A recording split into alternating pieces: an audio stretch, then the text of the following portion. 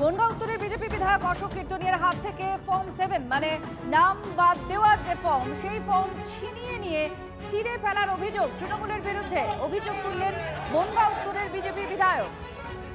Form 7 জমা দেওয়ার ক্ষেত্রে বাধা দেওয়া হচ্ছে, প্রশাসন দিচ্ছে না, প্রশাসন ফর্ম 7 জমা নিচ্ছে না, এরকম অভিযোগ বিজেপি একাধিকবার করে। এবার বনগাঁ উত্তরের বিজেপি বিধায়ক অশোক কীর্তনিয়া তিনি অভিযোগ করছেন যে তার হাত থেকে এই ফর্ম 7 ছিনিয়ে নিয়ে ছিঁড়ে ফেলা হয়েছে। তৃণমূলের বিরুদ্ধে তার অভিযোগ।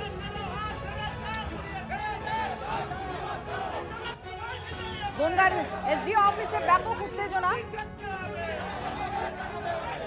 ফর্ম 7 অর্থাৎ নাম বাদ দেওয়ার জন্য আবেদন করা হয় যে ফর্মের মাধ্যমে, সেই ফর্ম বিজেপি বিধায়কের হাত থেকে ছিনিয়ে নিয়ে ছিঁড়ে ফেলা হয়েছে, এমনই অভিযোগ উঠছে তৃণমূলের বিরুদ্ধে। এসডিও অফিস বনগাঁর, সেখানে ব্যাপক উত্তেজনা। যত সময় ফাইল জমা না হবে, যত সময় সমগ্র পশ্চিমবঙ্গে একটা 7 নম্বর ফর্ম বাকি থাকবে তত সময় আমরা ফ্যাশনিস্ট বের করতে যাব। আমাদের লড়াই আন্দোলন জারি ছিল এই সরকারের বিরুদ্ধে, এই সরকারের হুলিগানের বিরুদ্ধে এবং চটিচাটা পুলিশ প্রশাসনের বিরুদ্ধে।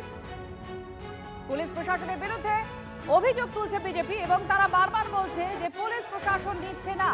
ফর্ম 7 জমা দেওয়ার ক্ষেত্রে পুলিশ প্রশাসনের ভূমিকা নিয়ে প্রশ্ন তুলেছে বিজেপি। তারা বিক্ষোভ দেখিয়েছে একাধিক জায়গায়। এবার এই মুহূর্তে আপনারা যেটা দেখতে পাচ্ছেন বনগাঁর এসডিও অফিস, সেখানে ব্যাপক উত্তেজনা তৈরি হয় যখন বিজেপি বিধায়ক ফর্ম 7 নিয়ে যাচ্ছেন, তার হাত থেকে কেড়ে নিয়ে সেই ফর্ম 7 ছিঁড়ে ফেলেছে তৃণমূল, এমনই অভিযোগ। এই অভিযোগ করছেন বনগাঁ উত্তরের বিজেপি বিধায়ক অশোক কীর্তনিয়া।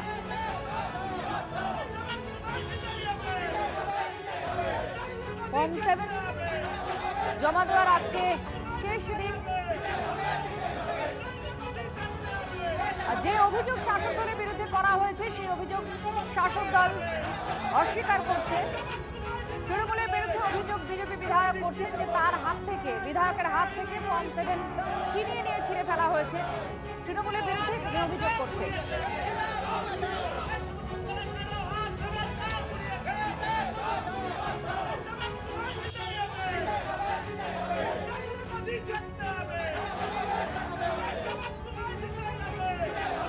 তৃণমূল কংগ্রেস মুখপাত্র তন্ময় ঘোষ এই মুহূর্তে আমাদের সঙ্গে রয়েছেন। তন্ময়, কি বলবেন? আপনাদের দলের বিরুদ্ধে অভিযোগ যে ফর্ম 7 বিধায়কের হাত থেকে ছিনিয়ে নিয়ে ছিঁড়ে ফেলা হয়েছে।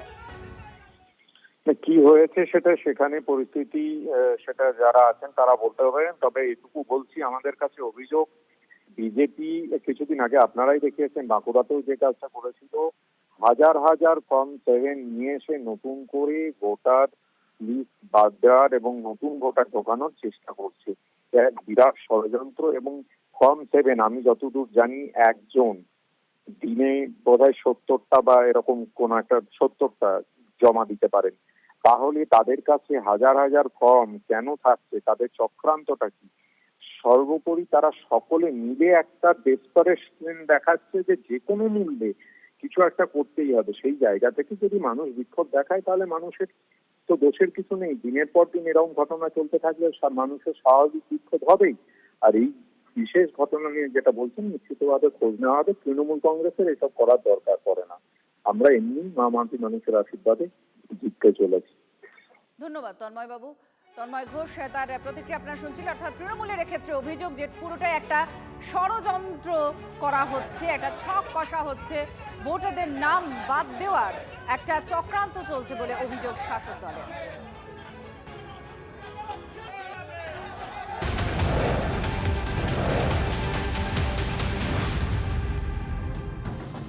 রাজ্যের আরো একজন জনপ্রতিনিধিকে, মন্ত্রীকে এবার ডাকা হলো এসআইআর। তাজমুল হোসেন, তাকে এসআইআর শুনানিতে ডাকা হয়েছে। শুনানির নোটিশ পেতে কমিশনকে নিশানা সংখ্যালঘু উন্নয়ন প্রতিমন্ত্রী। কমিশনের বিরুদ্ধে ষড়যন্ত্রের অভিযোগ তুলছেন মন্ত্রী এবং তিনি বলছেন যে তিনি 3 বারের বিধায়ক, বর্তমানে মন্ত্রী। কমিশন এসআইআর এর নামে বৈধ ভোটার কিনা সেটা যাচাই করবে, এই প্রশ্ন তিনি তুলছেন। তাজমুল হোসেন তিনি তুলছেন। বিজেপিকে সুবিধা করে দিতেই কমিশনের চক্রান্ত বলে তো হরিশ্চন্দ্রপুরের তৃণমূল বিধায়কের। আমি নিশ্চয়ই যাব। আমি যেহেতু নির্বাচন কমিশনার 2006 সাল থেকে আমি বিধায়ক হিসাবে সমস্ত কাগজপত্র দিয়ে ওই নির্বাচন কমিশনার যারা যে যাচাই করেছে, তারপরে আমি নমিনেশন পেয়েছিলাম। সেই নমিনেশনের ভিত্তিতে আজকে 2006 সাল থেকে 2026 সাল পর্যন্ত সমস্ত কাগজপত্র আমার ওকে আছে। তা সত্ত্বেও আজকে আমাকে হিয়ারিং এর নোটিশ দেওয়া হয়েছে। তাহলে একজন বিধায়ককে যদি, মন্ত্রীকে যদি করা হয়, তাহলে সাধারণ মানুষের উপর কি রকম হেনস্থা হচ্ছে, কি রকম হয়রানি হচ্ছে, সেটা তো আপনারা বুঝতে পারছেন।